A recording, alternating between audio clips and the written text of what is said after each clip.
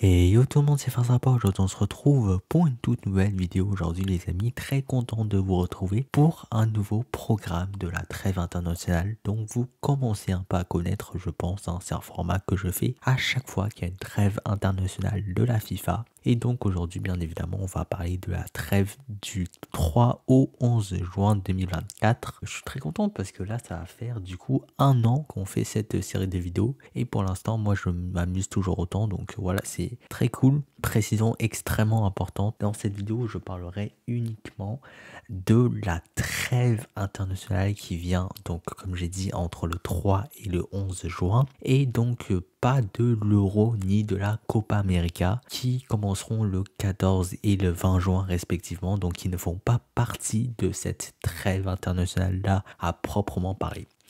Si vous voulez en savoir plus sur l'Euro et la Copa, j'ai fait une vidéo il y a quelques mois où je résume à peu près toutes les grandes compétitions continentales qui auront lieu en 2024. Et dans celle-ci, notamment, je vous parle de l'Euro et de la Copa. Donc, si ça vous intéresse, allez la voir. Mais dans cette vidéo, je n'y toucherai pas vu que c'est pas le sujet. Ça fait pas partie de cette trêve-là. Comme d'habitude, on va commencer avec notre chère équipe de France qui, durant le mois de juin, durant cette trêve, jouera bien évidemment des matchs amicaux pour se préparer à l'Euro qui s'en vient. Donc tout d'abord, on a un France-Luxembourg le 5 juin à Metz, puis ça sera suivi d'un France-Canada, un match dont j'ai extrêmement hâte, qui a une signification toute particulière pour moi, qui aura lieu le 9 juin à Bordeaux. Les deux matchs seront à retrouver sur TF1. Maintenant que ça c'est dit pour la France, parlons de l'Europe en général. Et bien évidemment, vu qu'il y a l'Euro juste après, il n'y a pas d'autres compétitions officielles durant cette trêve. Ça sera vraiment juste des matchs amicaux qui vont permettre aux équipes de se préparer pour le mieux pour cette échéance. Donc je vous ai mis une liste non exhaustive. Bien sûr, il y a énormément de matchs amicaux qui vont se jouer avant l'Euro, comme toujours. Mais voilà, je vous ai mis quelques belles rencontres ci-dessous que voilà, je trouvais intéressantes. Mais bien sûr, ça ne se résume pas qu'à ça. Pour ce qui est de la zone Afrique, c'est intéressant parce qu'ils sont l'un des rares continents à jouer des matchs à enjeu, des matchs officiels durant cette trêve, et pour cause, ça sera la suite des qualifications pour la Coupe du Monde 2026. Donc et oui, la CAF, eux, ils s'y prennent vraiment en avance, et ce sera donc déjà la troisième journée du deuxième tour qualificatif, je pense, qui aura lieu du 5 au 8 juin. Donc comme d'habitude, lorsqu'il y a des qualifications comme ça, je vous présente souvent les matchs clés, les trucs un peu chauds des journées en question, et la journée 3 ça va vraiment être l'une des journées les plus intéressantes de ces phases de qualif, parce que je sais pas pourquoi, c'est vraiment la journée où il y a tous les gros chocs des groupes de ces qualifs. Mais juste je tenais à préciser que à ce stade là, les matchs que je présente, c'est uniquement parce que c'est deux grosses équipes africaines qui s'affrontent. Je vous dis ça parce que vous verrez, mais moi j'ai l'habitude aussi de présenter des matchs à enjeu au niveau des qualifs, au niveau des groupes, genre si telle équipe bat telle équipe, elle pourra se qualifier. Si elle fait match nul, c'est si elle fait défaite, c'est ça. Mais bon, pour ces qualifications là, on est encore trop tôt dans le processus pour que je trouve pertinent ou intéressant de choisir mes matchs clés selon les groupes. Donc voilà, tout ça pour dire que les matchs clés que je vais présenter aujourd'hui, ça va être uniquement l'affiche, le match en soi, et non pas par rapport au groupe. Donc tout d'abord, on a un beau Tunisie contre Guinée équatoriale dans le groupe H le 5 juin. Le 6 juin, on aura un Mali contre Ghana, donc très très belle rencontre entre deux grandes écuries africaines dans le groupe I. Bien évidemment, je précise, mais c'est pas du tout exhaustif non plus, il y a tellement de matchs qui se passent simultanément, et je vous présente juste les matchs que je trouve personnellement les plus intéressants. Toujours dans la journée 3, on aura un magnifique Sénégal contre République démocratique du Congo le 6 juin dans le groupe B, et toujours le 6 juin, mais cette fois-ci dans le groupe A, on aura droit à un Égypte-Burkina Faso. Enfin, toujours le 6 juin, mais cette fois-ci dans le groupe G, on aura droit à un Algérie contre Guinée, donc quand même pas mal. Et puis Maroc contre Zambie dans le groupe E le 7 juin. Maintenant, pour ce qui est de la journée 4, donc voilà, durant cette trêve de juin, il y aura deux journées de ces qualifs pour la Coupe du Monde en Afrique. La journée 3, puis puis la journée 4 qui aura lieu du 9 au 11 juin. Pour le coup, comme je dis, la journée 3 c'était vraiment les gros matchs et la journée 4, il n'y a pas grand chose d'intéressant. On a un petit choc Soudan du Sud contre Soudan dans le groupe B le 11 juin que j'ai mis juste pas pour le football en soi parce que c'est deux équipes qui sont pas incroyables,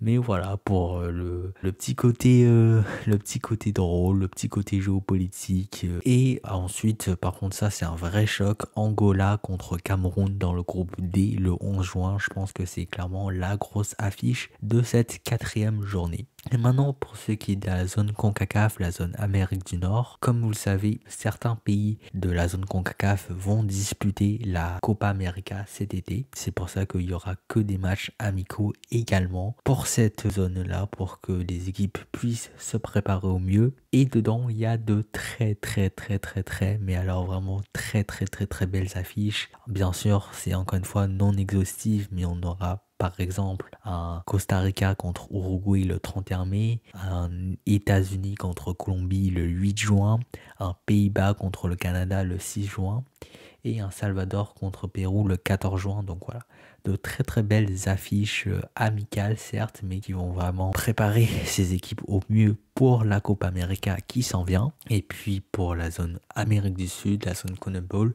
c'est exactement pareil, hein. La CONMEBOL c'est vraiment le continent de la Copa América. L'ensemble des 10 nations affiliées à la CONMEBOL y participent en toute logique. Donc vraiment là ça va être la grosse préparation pour cet grand événement continental avec également des très beaux matchs amicaux non exhaustifs encore une fois, hein. Mexique contre Brésil, Mexique contre Uruguay, États-Unis contre Brésil, Argentine vs Équateur, mais pas que. Franchement, ça sera des matchs très intéressants à suivre si vous vous intéressez un petit peu au football sur le continent américain, que ce soit du sud ou du nord. Maintenant, pour ce qui est de la zone Asie, c'est l'autre continent avec l'Afrique qui est vraiment sérieuse, hein, voilà, qui charbonne fort, tout simplement, j'ai envie de dire, même dans cette période un peu de vacances, on va dire, puisque il y aura également la suite des qualifications asiatiques pour la Coupe du Monde 2026, plus des matchs amicaux que je vais vous présenter après, mais c'est rien.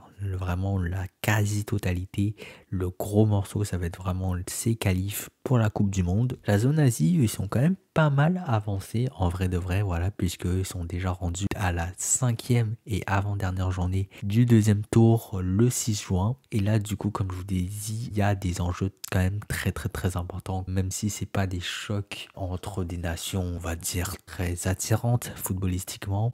Ça va être des confrontations très intéressantes, tout simplement pour voir qui peut se qualifier, qui peut passer au prochain tour, tout simplement. Donc pour commencer, dans le groupe C, on a un Chine contre Thaïlande qui s'apparente vraiment comme un combat pour la qualif, tout simplement. La Chine a 3 points d'avance, mais si la Thaïlande s'impose, elle peut passer devant. Et à titre de rappel, c'est les 2 premières places qui sont qualificatives, donc voilà, très belle confrontation à venir. Dans le groupe G, c'est à peu près la même situation. On a Jordanie contre Tadjikistan. Cette fois-ci, la Jordanie a 2 points d'avance sur le Tadjikistan. Et encore une fois, seules les 2 premières places sont qualificatifs. Ensuite, j'ai décidé de mettre carrément un groupe clé parce que c'est voilà le groupe D, comme vous voyez ci-dessous, c'est vraiment un groupe ultra chaud où rien n'est joué, enfin à part pour Taïwan où c'est fini pour eux, clairement ils ont plus aucun espoir. Mais entre le Kirghizistan, Oman et la Malaisie, ça se tape fort. Ça va être très intéressant si vous aimez le football asiatique de suivre un peu ce qui se passe dans ce groupe, parce que honnêtement sinon dans les autres groupes c'est déjà plus ou moins joué, voilà, on sait un peu les dynamiques déjà, mais dans le groupe D vraiment tout reste à jouer, tout reste à faire et c'est très intéressant entre 3 équipes au final qui sont à peu près de la même force. Ensuite de ça, le 11 juin, donc quelques jours après, on aura la 6e et dernière journée du deuxième tour de ces qualifs, donc qui promettent encore une fois un autre paquet de matchs clés très intéressants. Tout d'abord dans le groupe E, on a Iran contre Ouzbékistan qui s'apparente clairement comme un combat pour la première place, tout simplement Bon, c'est vrai que là, vous me direz, comme j'ai dit, les 2 premières places sont qualificatives, donc en soi, ça change pas grand-chose si tu finis premier ou deuxième, mais ça restera un combat absolument passionnant, tout comme l'Arabie Saoudite contre Jordanie dans le groupe I. Pareil, même situation, cette fois-ci l'Arabie Saoudite a 3 points de plus, mais la Jordanie, notamment si elle fait un bon résultat contre le Tadjikistan, peut vraiment venir titiller l'Arabie Saoudite. Et enfin, dernier match clé, on a encore une fois un match qui s'apparente comme un match pour la première place entre les Émirats Arabes Unis et Bahreïn dans le groupe H pour cette dernière journée du deuxième tour. Et bien sûr aussi, je vous ai remis les 2 derniers matchs, donc la journée 6 du deuxième tour pour le groupe D. Encore une fois, bon, je vous ai déjà présenté, mais forcément, on peut s'imaginer que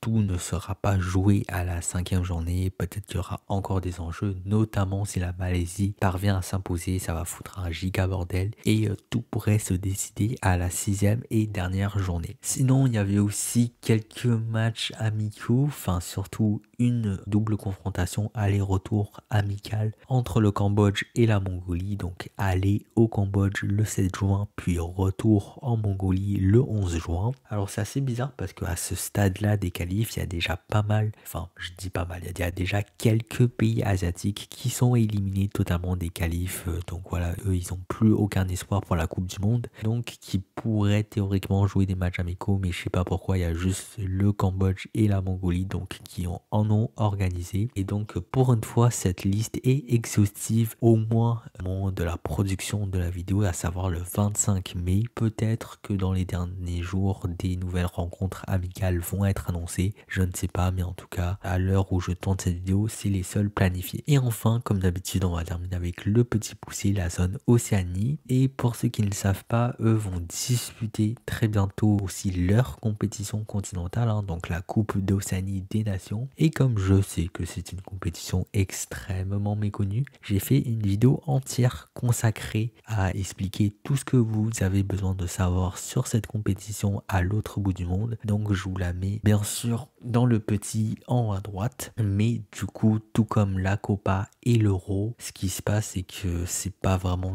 une compétition qui se déroulera durant cette trêve, c'est une compétition qui se déroulera du 15 au 30 juin, donc juste après la trêve, donc elle ne compte pas vraiment dans cette trêve, donc je ne peux pas présenter les matchs ici non plus. Ce qui est vraiment triste, en tout cas encore une fois, à date du 25 mai, c'est qu'il n'y a absolument aucun match planifié. Voilà, je sais pas pourquoi ils veulent pas faire des petits matchs de préparation. Peut-être que au niveau de l'organisation c'est trop galère ou je sais pas quoi, mais les équipes d'Océanie n'auront absolument aucune préparation avant d'attaquer leur grand événement directement le 15 juin. Donc voilà, c'est triste, pas de match, c'est comme ça. Et puis voilà, c'est un petit peu la fin de cette vidéo, j'espère qu'elle vous aura plu. Puis nous on se dit à très bientôt pour de nouvelles vidéos. Salut tout le monde, c'était Farstrapa, à plus à la prochaine. Allez, ciao.